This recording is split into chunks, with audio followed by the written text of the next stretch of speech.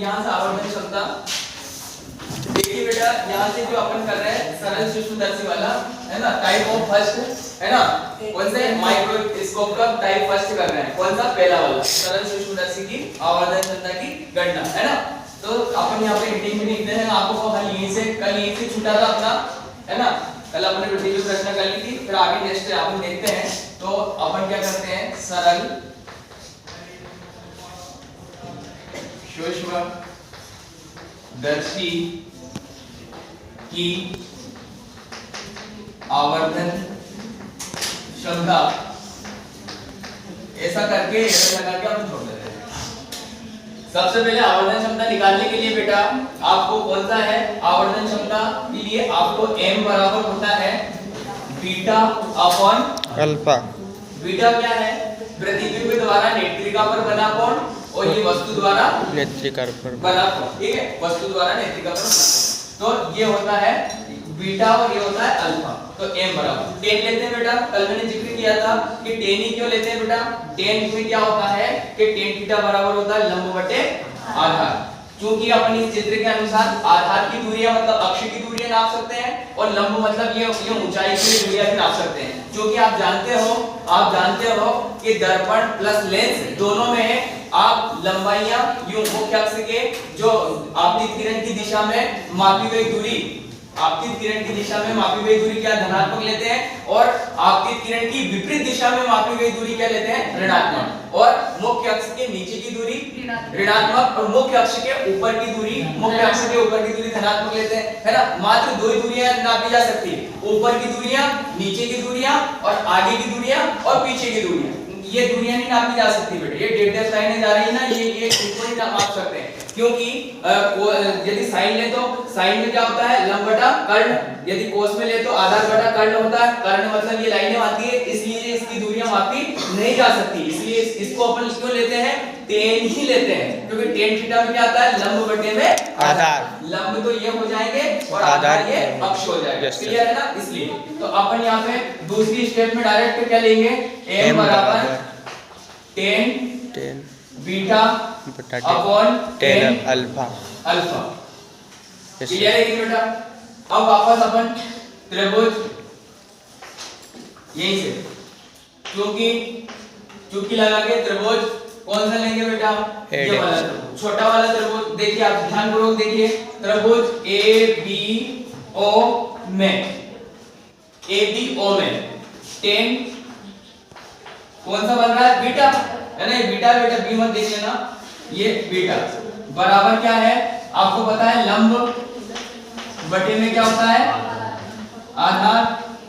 बराबर में लगाएंगे तो लंब बटे आधार में बेटा, तो लंब कौन सा है, ये तो लंब तो हो गया AB और आधार क्या हो गया AO, यहाँ पे क्या है प्रकाश केंद्र O। तो देखिए ध्यानपूर्वक AB बटे AO हो गया बेटा।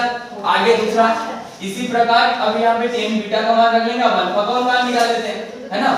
एंड और तथा और यदि जो भी मानो, और दूसरा त्रिभुज लेंगे बेटा, त्रिभुज कौन सा वाला, ये वाला जो यहाँ C बिंदु पे बन रहा है ना। कल का चित्र अपन ने देखा A डैश C और O में, देखो ध्यानपूर्वक A डैश C O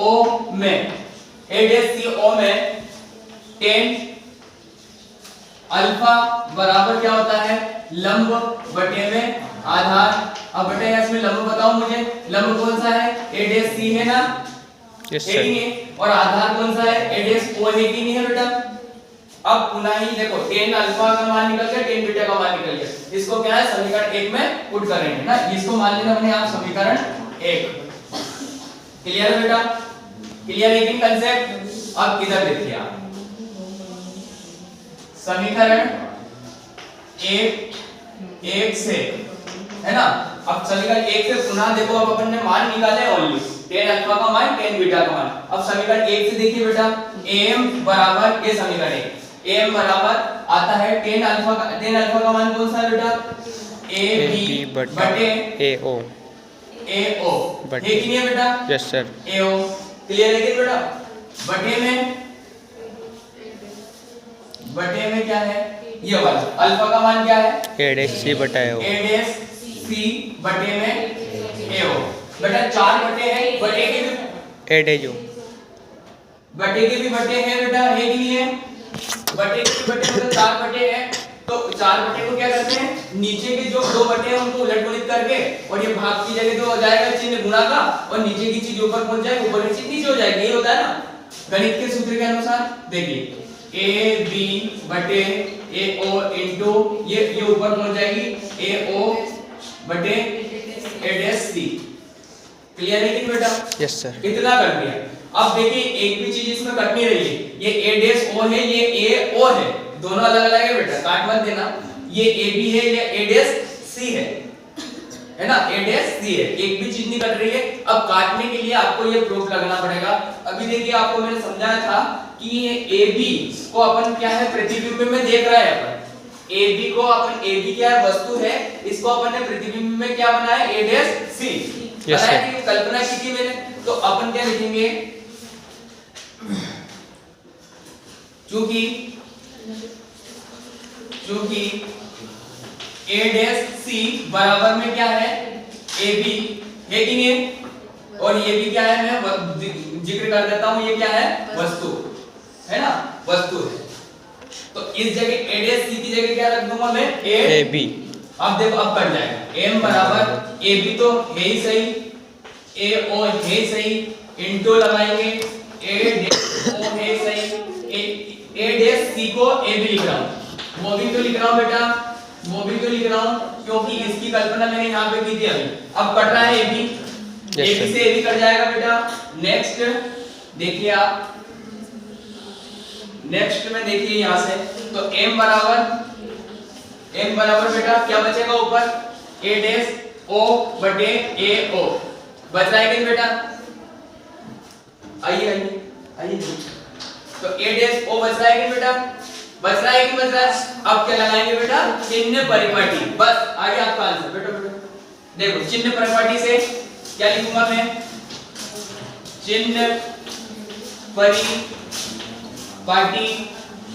से, चिन्ह परिपाटी से मतलब मान रखने पर, है ना, चिन्ह परिपाटी से। अब बताओ a डैश o क्या है, a डैश o, ये a डैश मतलब यहां तो है a डैश और ये o है, तो यहां क्या है, यहाँ o मतलब प्रकाश केंद्र से ये क्या है, प्रतिबिंब है ना, और प्रतिबिंब कहाँ बन रहा है, स्पष्ट दृष्टि की न्यूनतम दूरी पर। बेटा मानव नेत्र की स्पष्ट, एक क्वेश्चन 1 नंबर में पूछ रहा है हर बार, मानव नेत्र की स्पष्ट दृष्टि की न्यूनतम दूरी कितनी होती है, 25 सेंटीमीटर।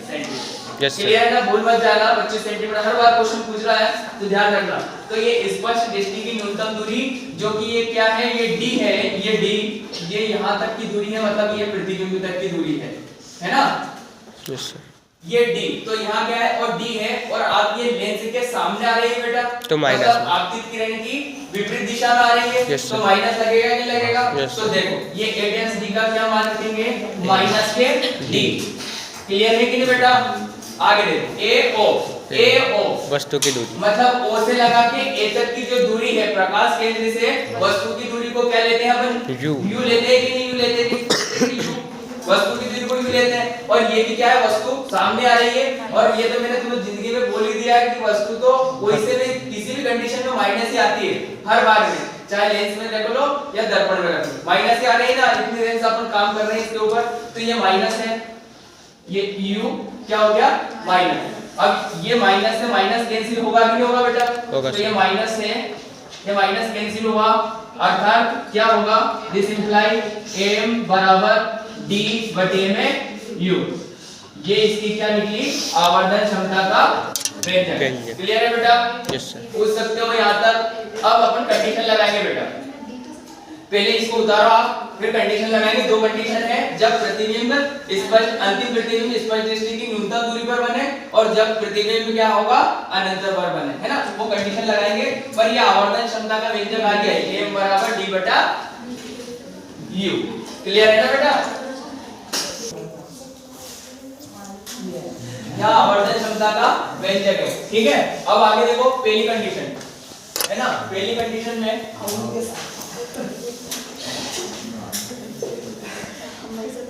पहली कंडीशन लगाएंगे, जब लिखना भी है बेटा, जब अंतिम प्रतिबिंब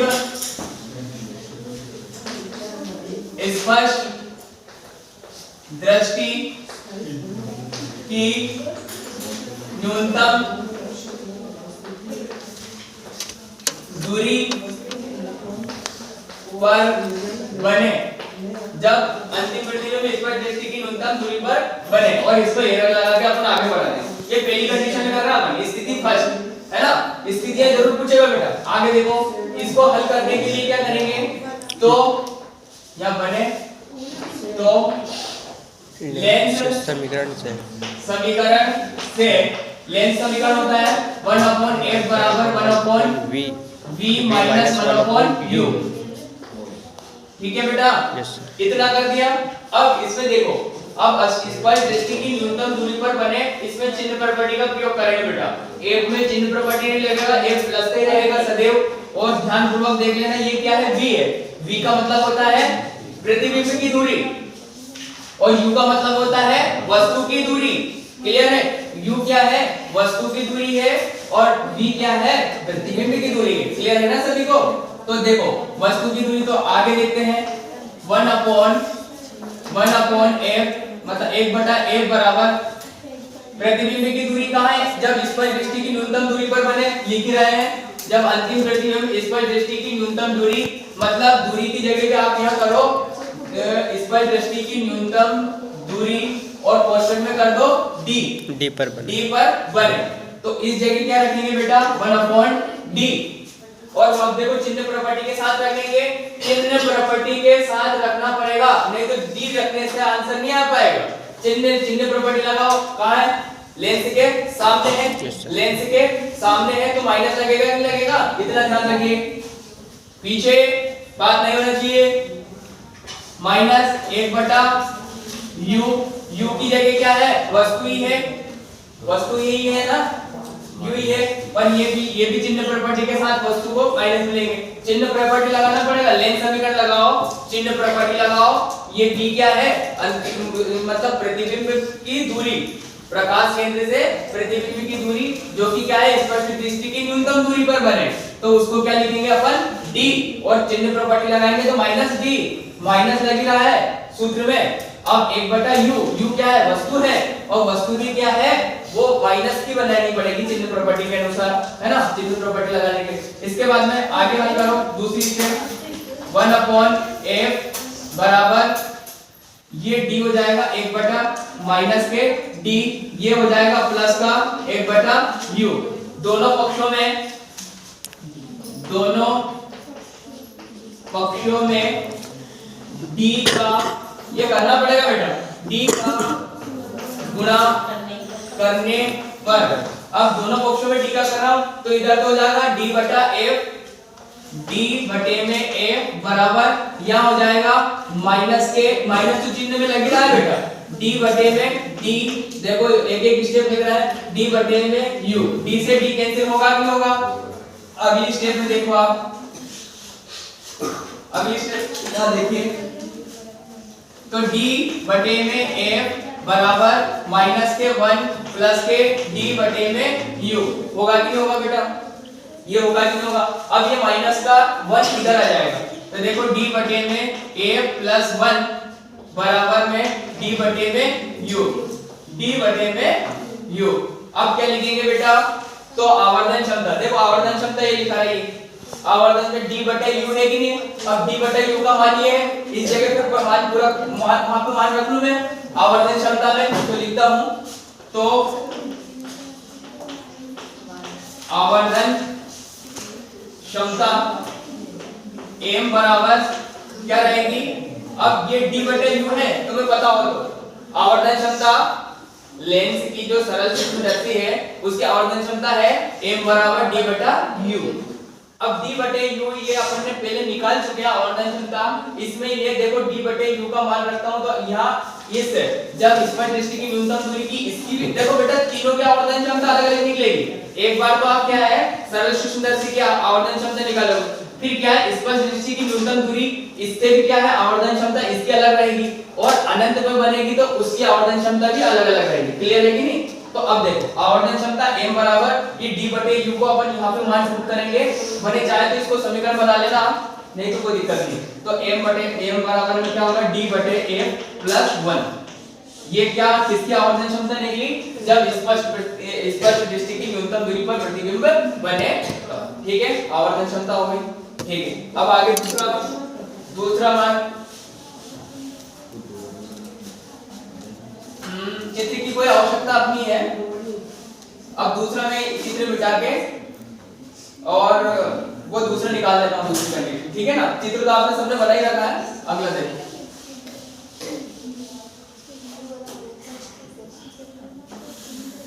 है ना। चलो अगला दूसरी स्थिति डालते हैं, जब अंतिम प्रतिबिंब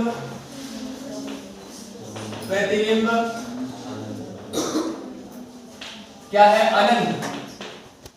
अनंत पर बने, है ना, ऐसा लिख दिया। तो क्या करेंगे बेटा, इसमें तो मात्र एक स्टेप का है बेटा, अंतिम प्रतिबिंब अनंत में बने। तो बेटा तुम्हें मैंने एक ग्राफ बनाया था, 6 कंडीशन लिखवाई थी मैंने, उत्तल लेंस की 6 कंडीशन लगवाई थी, और 6 कंडीशन जिसको याद है वो प्रॉपर इस बात को समझ लेगा। अरे नहीं याद है तो मैं क्या करूं बेटा, मैंने लिखवा दिया आपको याद करना है, वो 6 कंडीशन है। तो जब मैंने क्या बोला, जब वस्तु फोकस पे रखी रहती है तो प्रतिबिंब अनंत पे बनता है, और जब वस्तु अनंत पे रहती है तो प्रतिबिंब फोकस पर बनता है, फोकस पे बनता है, मतलब 2f पे बनता है। 2f को फोकस माना था, तो इसमें क्या है, वस्तु, तो वस्तु u बराबर में कहां रखी रहेगी, f पर। वस्तु u बराबर में क्या रहेगा, f, तो प्रतिबिंब कहां बनेगा, अनंत पे। क्लियर है कि बेटा, yes, इतना ध्यान रखना पड़ेगा। तो u वस्तु u बराबर में क्या है, f पर, लिख देता हूं, f पर रखें तो प्रतिबिंब कहां बनता है, प्रतिबिंब मतलब v, प्रतिबिंब v से प्रदर्शित कर देना, प्रतिबिंब v बराबर में कहां बनेगा, अनंत पर। तो आवर्धन क्षमता तो नहीं लिखते, अगली स्टेप लिख देना, आवर्धन क्षमता m बराबर क्या है, d बटा, देखो वो लास्ट पहली वाली आवर्धन क्षमता निकालो क्या थी, m बराबर d बटे में u। तो u की जगह क्या रखेंगे यहाँ पे, f, है ना, f भी वो छोटा स्मॉल ले लेना। तो देखो, तो आवर्धन क्षमता d बटे में f, ये आवर्धन क्षमता, और एक और वो पहली वाली आवर्धन, ठीक है। ये आपको आई होप समझ में आया होगा, कहां दिक्कत है वो पूछ सकते हो बेटा, पहली स्टेप, ये दूसरी और ये तीसरी, ठीक है।